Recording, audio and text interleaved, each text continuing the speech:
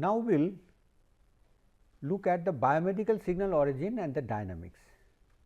So, first let us look at the cardiovascular system and electrocardiogram. So, as a part of it, let us look at that the cardiovascular system. It acts as a set of pumps, that two pumps are there. One is a strong pump, which actually gets the blood at the 7 millimeter mercury pressure, and it discharges at a high actually pressure of 100 millimeter mercury pressure, and it discharges it throughout the body from head to toe. The blood is flowing, and there are different branches. The arteries actually takes the different parts of the body, and then it branches out in the capillaries. Through that it reaches that every cell, and from there again it is getting collected through the capillaries, and that it is through the branches it is getting collected in the veins, and it comes back again with a smaller pump, which gets it that at a very low pressure of 3 millimeter mercury head pressure, and it accumulates there. And per minute, if we look at, the flow rate is approximately 5 liter, and here in this process, that what is the job of this smaller pump? This pump actually is again increasing the pressure up to 20 millimeter head of mercury, and it throws the blood to the lung, where the exchange of that oxygen and carbon dioxide takes place, and from the lung we get that the blood which is rich in oxygen, it comes to that second pump or the stronger pump. And in this process, these that arteries and that veins, they also takes place. They are not just sending the or carrying the blood. These veins, they also have some actually valves within that. So, they help to the unidirectional flow of the blood. But for the actually that arteries, there is no such valve, because the pressure is much higher, it automatically gets transmitted. So, that is the difference between the arteries and veins. I think in the next picture we can get that in a better way. Here we see that the heart is here, and the small pump, actually what we told, it is called actually the atrium. In fact, atriums have two chambers. These chambers, they are actually that if we look at that the exact flow, that right atrium that gets that part, that it's the veins are actually supplying the blood to the right atrium. Right atrium actually discharges that when they are contracting, both the atriums, right and left atrium, and both the ventricles, they actually get compressed simultaneously. The two left and the right atrium, they actually get contracted at the same time. When they get contracted, the blood from the atrium flows to the ventricles, which are just below them. And the atriums, they have very thin muscles, because they need to just push the blood below, which is just adjacent to it. It does not need much power or much pressure. Once the blood actually gets accumulated in that ventricles, that ventricles then they get compressed, and from the right ventricle it pumps out the blood, sends it to the lung, where that carbon dioxide is released and the oxygen gets in within the blood, and the oxygenated blood come into that left atrium. So, from the left atrium the oxygenated blood comes in the that left ventricle, and left ventricle pumps it out throughout the body.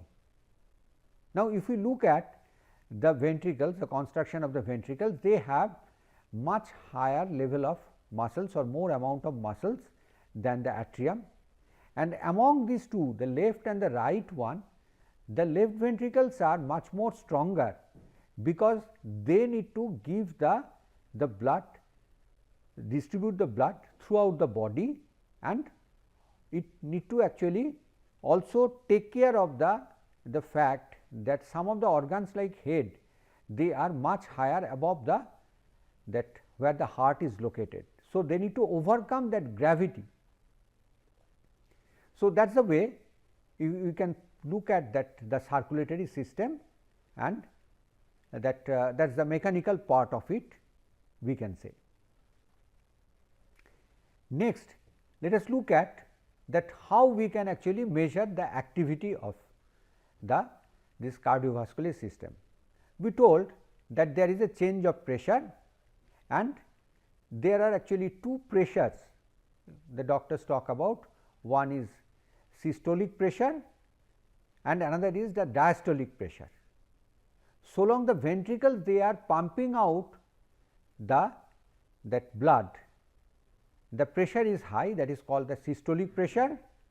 When the ventricles, they are not actually pumping out the blood actively, that time the pressure in that arteries, that is called the diastolic pressure. Now, the question is how we can measure that pressure. So, usually we see that sphygmomanometer, which that can actually detect the pressure, and the principle is very actually easy. Here is the mercury column, which indicates mercury column or the dial that indicates that what is the pressure change, and there is a actually small pump through which we can actually pump the air, and it is connected to a cuff, actually that there is a band, cuff band, and the cuff band is we wind it on the arm, and through that pump we actually inflate that band.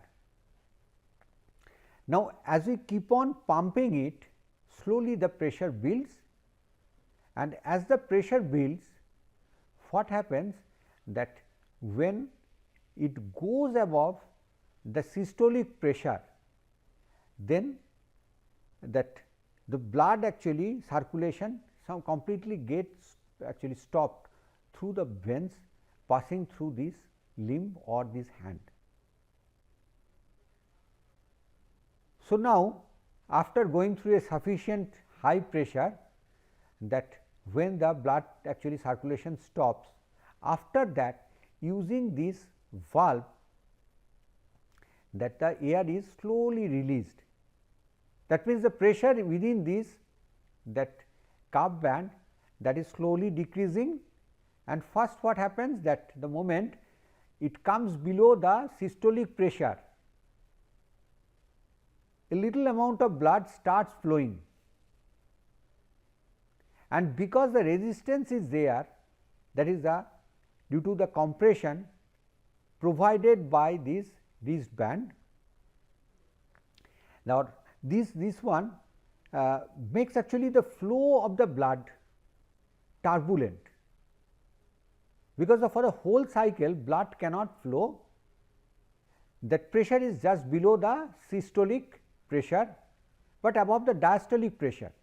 So, only for a very small part of the time or small part of the cycle, the blood can flow, and that flow is turbulent, and because of that a sound is actually generated, and we can pick up the sound with the help of this stethoscope. So, that first observation that nurse or the doctor would make that once we put the pressure high, there is no sound because there is no blood pressure. When we start releasing the air through this valve, then at some point suddenly we can hear some sound, and this sound is called Cockcroft sound. As soon as we actually find that sound or detect that sound, the doctor will look at that in the dial or the mercury column and note that what is the pressure measurement. That gives actually the systolic pressure or the highest pressure within the veins. Then we again keep on releasing the air, but very slowly. At some point we find that when the pressure in this inflated band, it goes below the diastolic pressure, then there is no obstruction provided actually to the flow of the blood. Now, throughout the cycle the blood can flow through that vein. So, till that point that Cockcroft sound actually continues. The moment it comes below that diastolic pressure, that sound is stopped, because the flow becomes laminar, it is no more turbulent. So, that when the point that the sound stops, again the doctor marks that what is the reading in the dial or the mercury column, and from that we can get what is the diastolic pressure. So, that is the way the doctors can check your blood pressure. So, that is an important part of the circulatory system. Now, next we look at the other aspect of the circulatory system. Now, let us look that how actually this blood flow is controlled. When we look at the heart, we have 4 chambers, as we told you, that we have at the top we have the 2 chambers, they are called the atrium, and below we have the ventricles, and we need to have a synchronous actually movement of or synchronous compression of these chambers for the proper flow of the blood. We know that the upper right chamber or atrium that collects the blood coming from the veins, which are rich in carbon dioxide, and they are supposed to actually give the blood to the lower ventricle. At the same time, when the right ventricle is getting the blood from the veins, at the same time the left atrium, they are collecting the blood coming from the lung, and both these chambers, upper chambers or the atriums, they get compressed simultaneously and allows the flow of blood from the atrium to the corresponding ventricles. And again, once actually, now there are some valves which are controlling the flow, so that the flow is unidirectional. After some time, these atriums, they are relaxed and they stops the flow of the blood to the ventricles.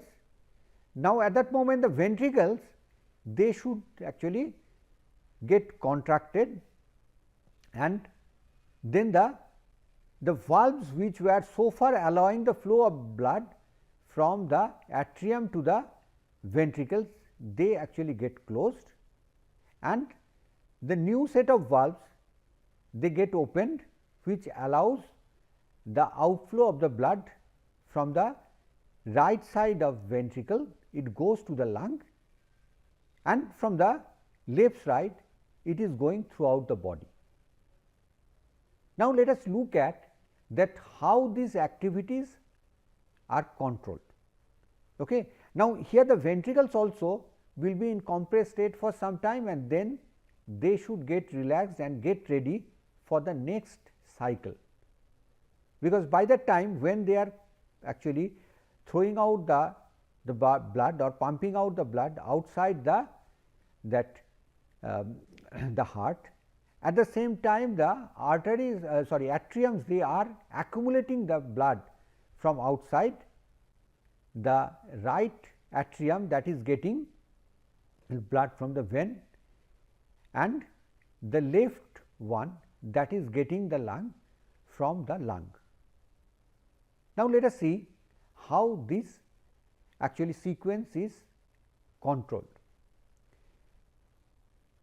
In the heart, there is some region which contains some nerve cells called, they acts as a lead or lead singer. They actually give the first signal, and along with that there are many other nerve centers which helps to build up the potential, and as soon as they give the signal, that electrical potential that slowly gets transmitted throughout the walls of this atrium. They flow through the muscles as well as that some nerve called that the Bachmann's bundle, and slowly as the potential that travels through the walls of the atrium, they actually start the compression of the muscles in the walls of the atrium.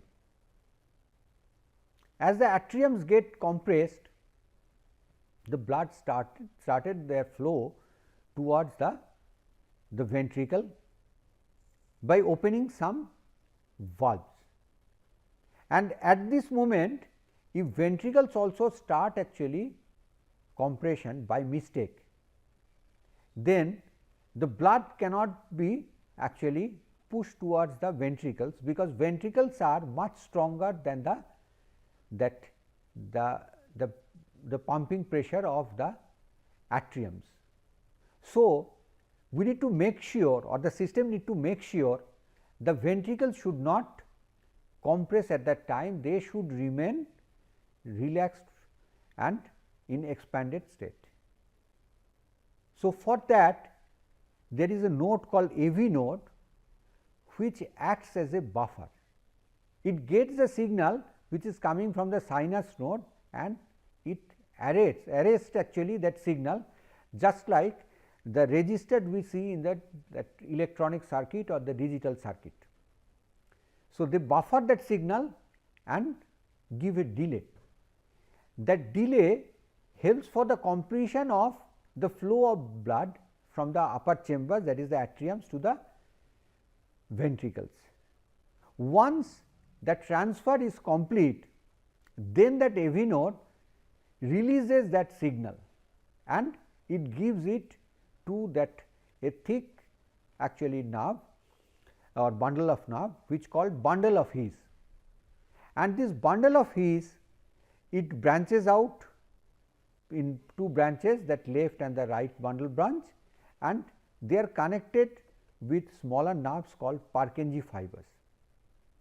Now, because of this strong that network of these nerves throughout this ventricle, whenever the signal comes out of the AV node, that signal reaches every part of the ventricle at the same instant, and all parts of it started the compression simultaneously, unlike the atrium where the compression starts at one point and it starts in a very slow manner. Now, as soon as it starts the compression, the blood pressure within the ventricles that goes up, that closes the valves which were allowing the flow of the blood from the atrium to the ventricle, and opens the outlet valves. The right ventricle, that is pumping out the blood towards the lung, and here we should keep in mind that the vessels which are taking out blood from the heart, they are all called arteries. So, the pipe which is taking the blood from the right ventricle to the lung,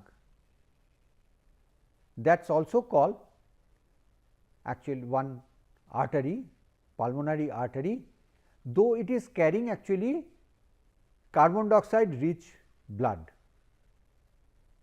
And whatever the pipes, they are actually giving back the blood to the heart, they are called veins. So, from the lung, the blood which is oxygenated or oxygen rich, that is coming back, that is also again we will call as a vein. That is the important difference with rest of the network, where usually we get that whatever the blood that pumps out from the left ventricle, that is distributed throughout the body through the arteries, and it comes back through the vein, and we pump out the oxygenated blood, and what we get back, that is the carbon dioxide rich blood. And if we actually take if we look at the electrical signal which controls the activity of this heart, if we record that, we see that first we get a small wave, that is called the P wave, which is responsible for the contraction of the upper chamber or the atriums. Then once it gets compressed and it continue to remain as that compressed state, and AV node actually arrays that signal.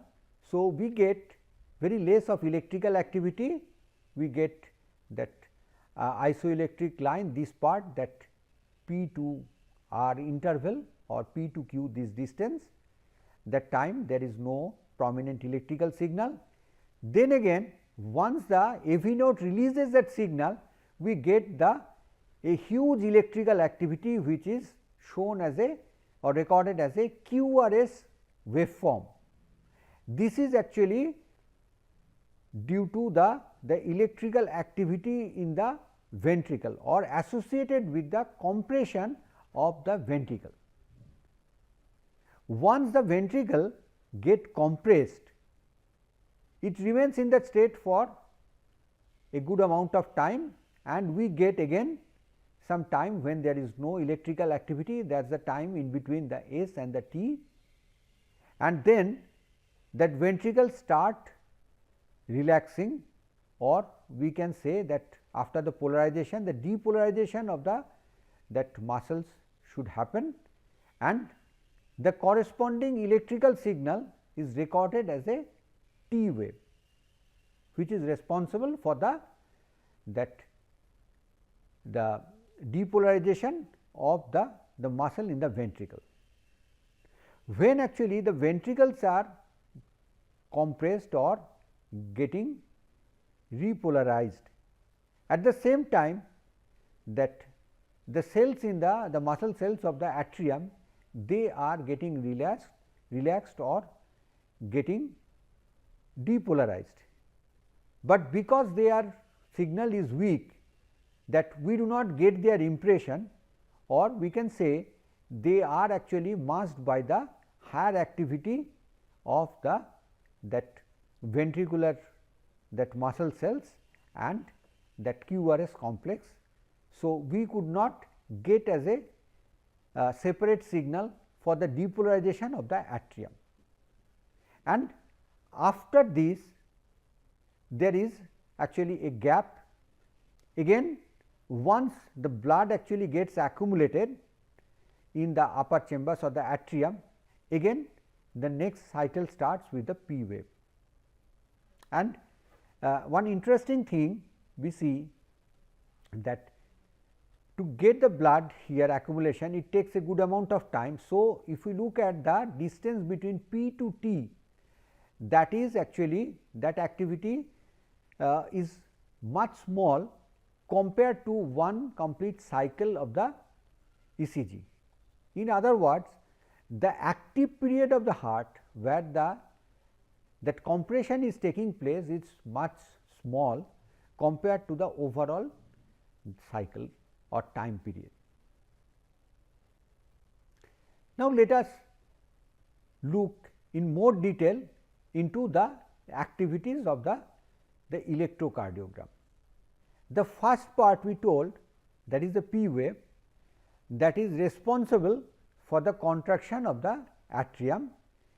It has a very small voltage, it is about 0.25 millivolt, and after the P wave we get a small interval, that is the PR segment. So, in the PR segment, that we get that it is going down first a little, we get this point as the Q, and the maximum voltage where we got, it is called that R point, then it comes down again called the S. So, this R wave, that is having the maximum magnitude, that is the voltage is about 1.6 millivolt, and this actually change in voltage in the QRS complex is much faster compared to the PR waveform. And after that again there is a isoelectric line or no activity, we can say no electrical activity, that is the ST segment, and again once the muscles of the ventricles they relaxed and the depolarization happens, along with that it generates another wave which is again slowly moving just like the P wave, and their voltage is also similar, it is about 25% of the R wave or even less than that. So, 0.1 to 0.5 millivolt. So, we get that, and if we look at the overall time frame, we get that PR interval from P to R, that is 0.12 to 0.22 second, compared to that Q to T, that means that ventricular time period, this time that when the compression and decompression is taking place is longer, 0.35 to 0.44. Within that, where that it remains in the compressed state, that is the ST segment, it is 0.05 to 0.15 second. And if we look at individually the P wave, when the compression is taking place in the atrium, that is 0.11 second, and the QRS interval starting from here to here, that is having the actually the minimum amount of time 0.09 to 0.1 second, and that this range, if we look at that, we know that heart is beating about 72 that cycles per minute, and for that we have actually this beating that is 0.05 to 100 hertz, that kind of thing, also taking into account the fatal range.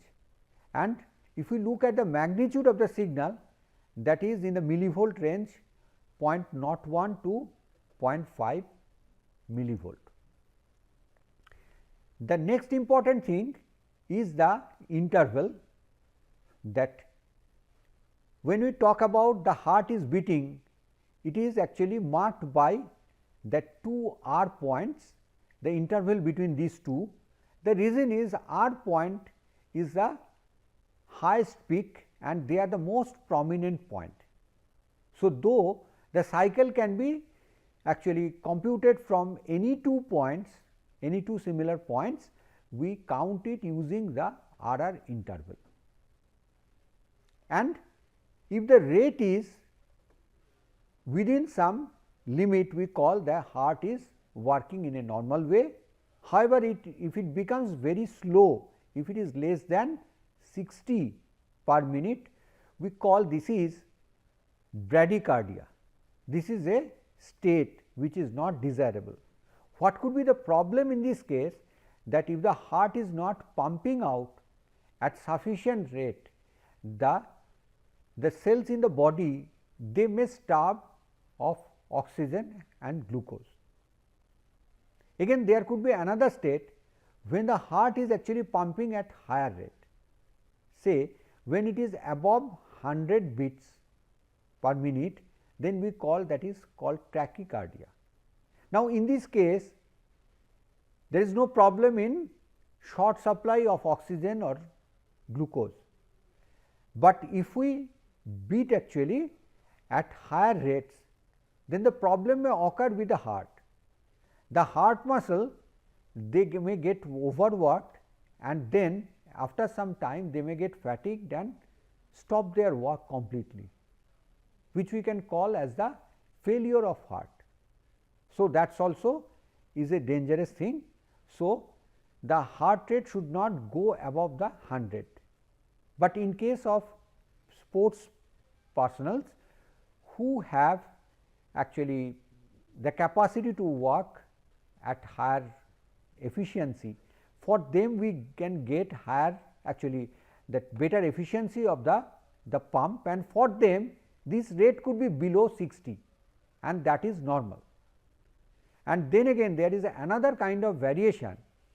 If within few cycles, if we see that the rate is varying that over 10%, usually when you look at the ECG waveform, it is not exactly periodic.